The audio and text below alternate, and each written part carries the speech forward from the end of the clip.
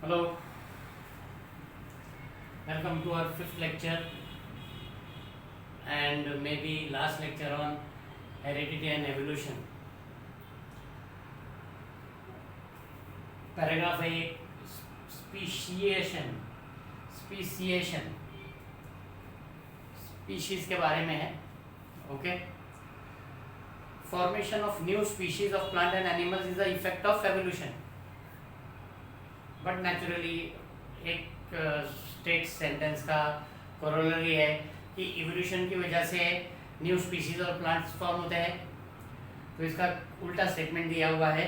Formation of new species of plants and animals is the effect of evolution. Evolution की वजह से new species of plants and animals form होते हैं. Species is a group of organism that can produce fertile individual through natural reproduction. Species क्या है? Group. इसका group of organism कैसे है? fertile individuals that can through natural reproduction. Now species बोले तो अभी आपका एक डॉग के बहुत सारे स्पीशीज अलग अलग होते हैं. डॉग एक कम्युनिटी है. डॉग में स्पीशीज है, मुझे पता नहीं है कौन कौन से स्पीशीज के डॉग होते हैं, बट लैब्राडोर होता है और बहुत सारे होते हैं. तो उन पर्टिकुलर पार्ट को स्पीशीज कहते हैं. तो वो पर्टिकुलर स्पीशीज जो है एक ग्रुप है. Group of that particular dog या दैट पर्टिकुलर कैट या that particular human beings. Okay, species is a group of organism that can produce fertile individual मतलब नए स्पीशीज प्रोड्यूस करते हैं जो दूसरे स्पीशीज प्रोड्यूस कर सकते हैं. नए स्पीशीज प्रोड्यूस कर सकते हैं जो और दूसरे स्पीशीज का रिप्रोडक्शन कर सकते हैं. Fertile individual. फर्टाइल आप किसको बोलते हैं? फर्टाइल लैंड को बोलते हैं जहाँ पे क्रॉप उगा सकते हैं. वैसे स्पीशीज है जिनका न्यू प्रोडक्शन हुआ है, वो स्पीशीज और वापस रिप्रोडक्शन करते हैं. इसके लिए उन स्पीशीज को फर्टाइल स्पीशीज कहा जाता है. Species is a group of organism that can produce fertile individual through natural reproduction. Each species grows in specific geographical condition. Every specific, this need not explain to you. Every species grows in specific geographical condition. Camel grows in desert. Polar bear grows in the north and south pole. ये already मैं explain कर चुका हूँ. तो each species grows in specific geographical condition. Their foods, habitat, reproductive ability and period is different. उनके खाने का तरीका, उनके रहने का तरीका. Their food, खाने का तरीका, habitat, उनके रहने का तरीका, reproductive ability, उनके रिप्रोडक्शन के एबिलिटी, कितने पीरियड में उनका न्यू बॉर्न होते हैं, that and period is different. कितने दिन तक वो जिंदा रहते हैं, कितने दिन तक वो मतलब they are living, that is different from species to species. However genetic variation is responsible for formation of new species from earlier one. ये तो स्पीशीज आया, एवोल्यूशन में स्पीशीज आया. एवोल्यूशन में हमने पढ़ा, अभी दो पार्ट पढ़ा, हेरिडिटी एंड एवोल्यूशन पढ़ा. हेरिडिटी जीन्स की वजह से होता है. ओके, एवोल्यूशन न्यू स्पीशीज आते जाते हैं, पर उन न्यू स्पीशीज में जो चेंजेस आते हैं that is because of genetic variation. आज कोई लैब्राडोर कुत्ता बड़ा है पर जेनेटिक वेरिएशन कुछ नया आएगा तो हो सकता है लैब्राडोर डॉग थोड़ा सा और ऊंचा हो जावे या लैब्राडोर डॉग थोड़ा सा और छोटा हो जावे. That not be because of genetic variation. पर एवोल्यूशन की वजह से वो लैब्राडोर डॉग हमेशा लैब्राडोर डॉग ही रिप्रोड्यूस करेगा. Besides geographical and reproductive changes are also responsible. इसकी वजह से same thing is repeated again and again. Besides this geographical camel और पोलर बेयर का घड़ी वही एग्जांपल आता है. And reproductive changes are also responsible. Similarly geographical or reproductive isolation also leads to speciation. Geographical और रिप्रोडक्टिव आइसोलेशन मतलब क्या है? मतलब क्या है कि एक गांव है, एक विलेज है, समझो एक विलेज है और विलेज के बीचों बीच एक रिवर है। यहाँ पे कुछ गोट्स है, यहाँ पे कुछ गोट्स है, ठीक है ना। ज्योग्राफी ऐसी है कि यहाँ पे गोट्स रिप्रोड्यूस करेंगे, तो यहाँ पे जो गोट्स रिप्रोड्यूस करेंगे इनके हिसाब से गोट्स रिप्रोड्यूस होंगे। यहाँ पे गोट्स समझो कि वो अभी मैं कलर में चले जाऊंगा, मैं उसमें नहीं बोलूँगा कौन खस्सी, Barbari, something like that of the goats है। यहाँ पे ब्राउन गोट है, यहाँ पे ब्लैक गोट है। तो यहाँ पे रिप्रोडक्शन हो रहा है, यहाँ पे ब्राउन गोट का ही रिप्रोडक्शन हो रहा है, यहाँ पे ब्लैक गोट का ही रिप्रोडक्शन हो रहा है। यहाँ पे क्या प्रॉब्लम आ रहा है? आपका ज्योग्राफिकल आइसोलेशन हो रहा है। ज्योग्राफिकल आइसोलेशन हो रहा है, तो यहाँ के गोट्स यहाँ नहीं जा पा रहे, यहाँ के गोट्स यहाँ नहीं जा पा रहे, तो there is no intermating about it. तो यहाँ पे brown goats are producing brown goats, ठीक है। एक टाइम ऐसा आ जाता है कि कुछ एक साल सूखा पड़ गया एंड पूरा रिवर सूख गया, ओके, रिवर बिकम्स ड्राई, तो यहाँ पे गोट्स का एक्सचेंज होता है, गोट्स यहाँ के गोट्स यहाँ मिलते हैं, यहाँ के गोट्स यहाँ मिलते हैं, तो यहाँ पे न्यू टाइप ऑफ रिप्रोडक्शन हो जाता है, आइसोलेशन खत्म हो जाता है। यहाँ जो आइसोलेटेड थे वो लोग मिक्स हो जाते हैं, मिक्स ब्रीडिंग होता है, तो यहाँ पे न्यू टाइप ऑफ गोट्स के प्रोडक्शन हो जाता है, okay.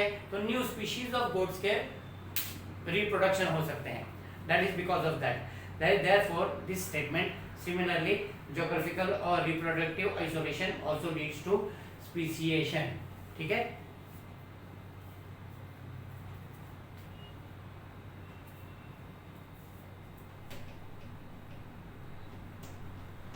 Now we take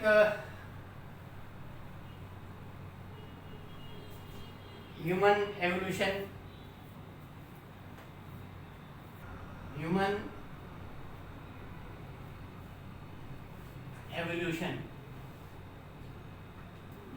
book में जो चार्ट है आपका ह्यूमन एवोल्यूशन का, वो चार्ट मैं आपके सामने रख देता हूँ ताकि आपको समझ में आ जाए, ओके। तो you can go according to that chart also. वो चार्ट में एक बार मैं आपको बता दूं कि किस तरह वो 7, आई जस्ट रीड इट, उसके बाद आपको वो चार्ट को रिफर करते जाऊंगा। द ह्यूमन एवोल्यूशन, ह्यूमन का कैसे इवॉल्वमेंट हुआ, कहाँ से ह्यूमन का इवोल्यूशन हुआ, इस पर्टिकुलर लास्ट पैराग्राफ के ऊपर डिपेंड है, okay. The biodiversity, biological diversity, difference in biology that is known today has been said to be formed from a very simple unicellular organism due to evolution। हमने अभी study किया कि हमारी जो life start हुई है, that started from water and that started from unicellular organism that was somewhere around 320 crores years ago, ठीक है। In this evolution, origin of human evolution can be shown as per the picture given here, okay। Last dinosaur disappeared approximately 7 crores years ago, okay। सबसे पहले हम इन करोर्स ले रहे हैं, ये figure in crores है, तो 7 करोर्स की बात हो रही है, तो डायनासोर यहाँ पे डिसअपियर हो गए, dinosaurs disappeared,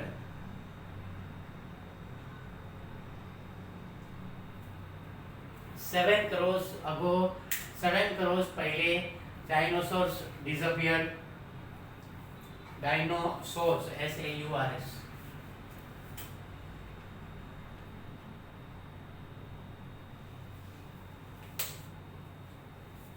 Last dinosaur disappeared approximately 7 crores years ago.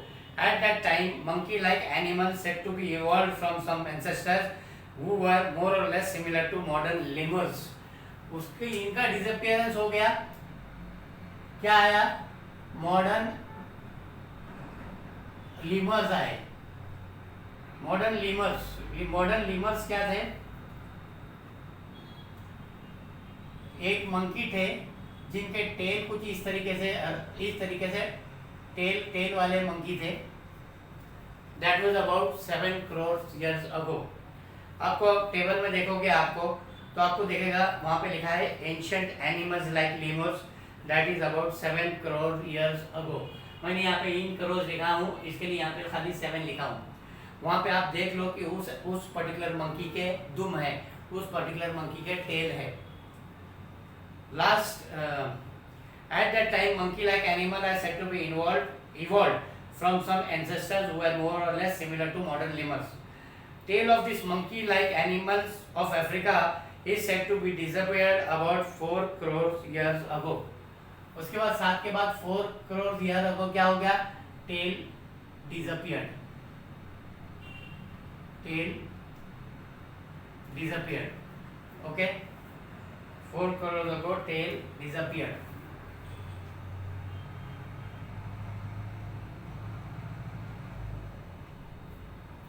Now, as I was saying, tail of this monkey 4 crore years ago, 4 crores years ago, tail of these monkeys, animals of Africa is said to have disappeared about 4 crores ago.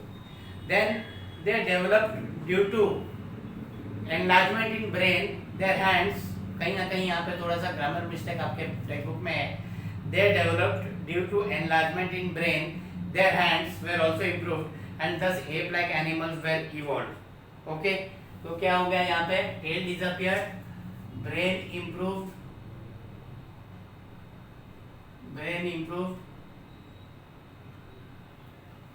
Hands evolved,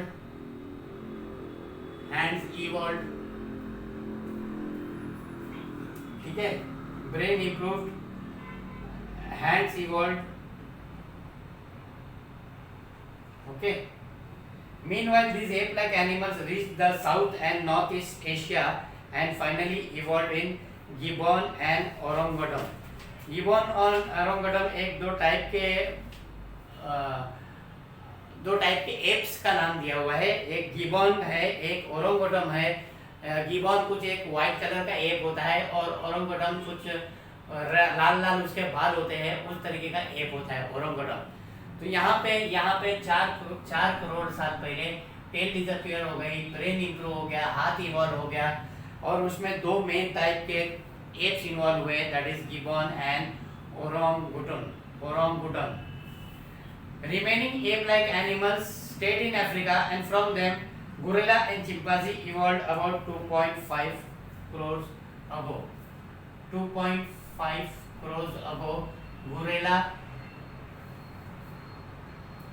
gorilla और chimpanzee का involvement आया. Remaining ape like animals stayed in Africa, from them gorilla and chimpanzee evolved about 2.5 crore years ago.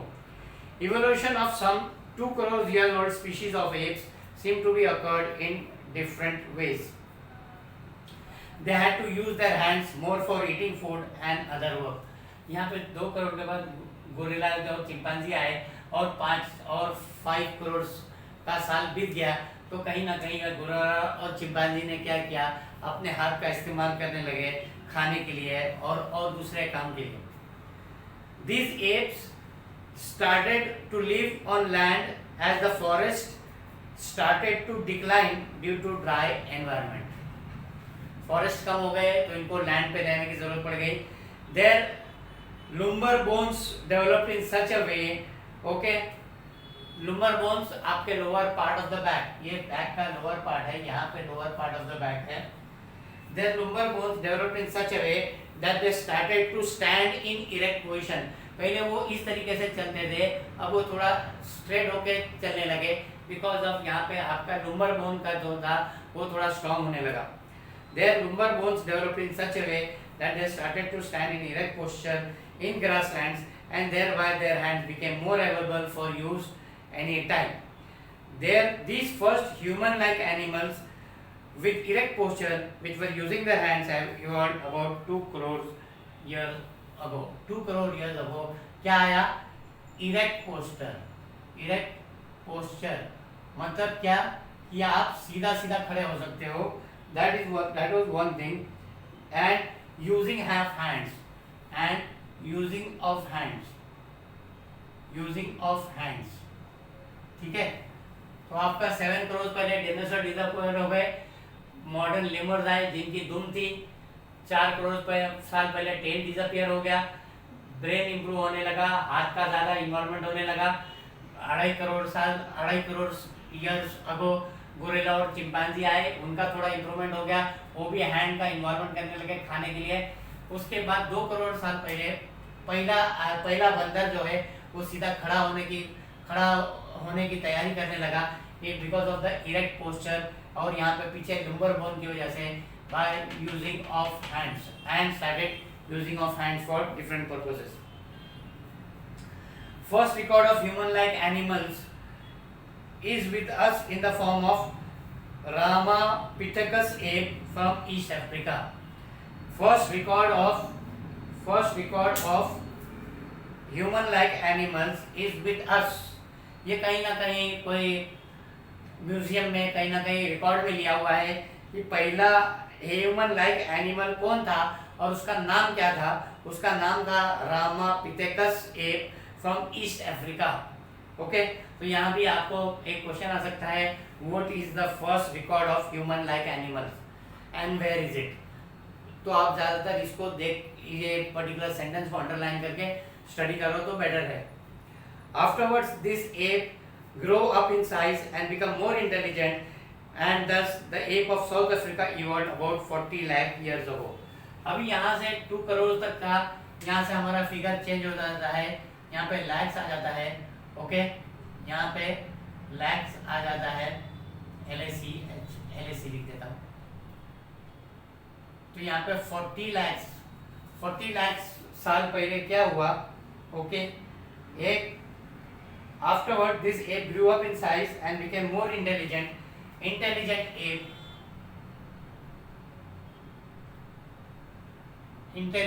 App आया and thus the ape of South Africa evolved about 40 lakh years ago. यहाँ पे crows में चल रहा है 7 करोड़, 4 करोड़, 2.45 करोड़, 2 करोड़, यहाँ पे 40 lakh years ago. The morphology of these human-like animals, morphology जो हमको बाहर से दिख रहा है, repeatedly I am telling you, the morphology of these human-like animals started to appear like to be member of genus Homo. हम लोग जो है जीनस होमो से है। ओके, और हमारा जो स्पीशीज है वो सैपियंस का है, हमारा जो स्पीशीज है वो सैपियंस का है। तो हमारे जैसे दिखने वाले बंदर, हमारे जैसे दिखने वाले एप फिर कभी आए 20 lakh years ago. 20 lakh years ago the morphology of these human-like animals started to appear like to be the member of the genus Homo about 20 lakh years ago. Okay, genus Homo आया यहाँ पे, और ये क्या था genus Homo? They were skilled about 20 lakh years ago and thus skilled human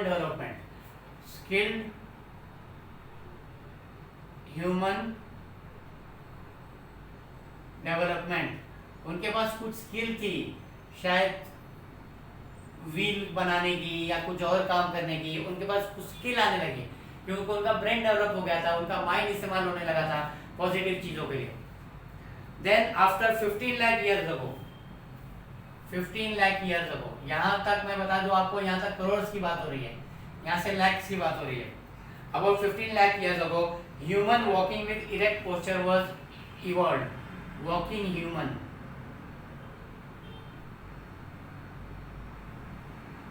About 15 lakh years ago, human walking with erect posture was evolved. It may have existed in China and Indonesia of Asian continent. Evolution of upright man continued in the direction of development its brain. Evolution of upright man continued in the direction of developing its brain for a period about 1 lakh years ago. और यहाँ पे 40 लाख 20 लाख, अभी 1 lakh years अगो क्या हो गया, brain का development चालू हो गया, मोर डेवलपमेंट ऑफ ब्रेन, शार्प होने लगा ब्रेन, ज़्यादा शार्प होने लगा। यहाँ पे तो ऑलरेडी कहीं ना कहीं ब्रेन इम्प्रूव था, और यहाँ पे ज़्यादा शार्प होने लगा brain. Evolution of upright man continued in the direction of developing its brain for the period about 1 lakh years, and meanwhile it discovered fire. वो टाइम पे फायर भी डिस्कवर किया। एक लाख साल पहले discovery of fire. Brain of 50,000 year old man, lakh से 1000 आ गया, 50,000। Brain of 50,000 year old man has been sufficiently evolved to the extent that it will be considered as the member of the class wise man, that is Homo sapiens। यहाँ पे सिर्फ Janice आया था, sapiens नहीं आया था। अभी 50,000 साल पहले होमो सेपियंस आया। पहला मैन का इवॉल्वमेंट हुआ 50,000 ईयर्स पहले। 7 करोड़ ईयर्स से किस तरह इवॉल्वमेंट हो रहा था, that was up till 50,000 years ago. Now what was this type of man, उसका आपको फोटो भी दिया हुआ है। Neanderthal man can be considered as, वहां पे आपको यहाँ भी दिया हुआ है, एक तो वहां पे आपको नीदरथल भी दिया हुआ है और क्रो मैग्नन मैन भी दिया हुआ है। आपके टेबल पे दिया हुआ है वहां पे लास्ट में। Okay, so Neanderthal man can be considered as the first example of wise man। उसके बाद आया the Cro-Magnon man, evolved about 50,000 years ago। okay, ये Neanderthal man कभी आया था? Neanderthal man आया था about 1,50,000, मतलब यहाँ पे 1,50,000 years ago। यहाँ पे round about somewhere इससे पहले आया था। ये 1 लाख है, तो 1 लाख के आसपास कहीं ना कहीं आया था आपका Neanderthal man. Neanderthal man can be considered as the first example of wise man. The Cro-Magnon man evolved about 50,000 years ago, and afterwards this evolution has been faster than earlier। उसके बाद जो एवोल्यूशन आया, इसके बाद 50 साल के बाद जो होमो सेपियंस आया, शार्प माइंड, फायर डिस्कवर किया, उसके बाद तो फटाफट इवोल्यूशन हो गया, फटाफट इंटेलिजेंट मैन का इवॉल्वमेंट होने लगा।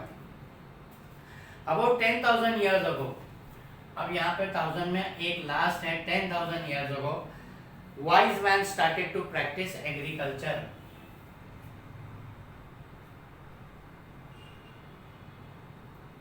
wise man started to practice agriculture। it started to rear cattle।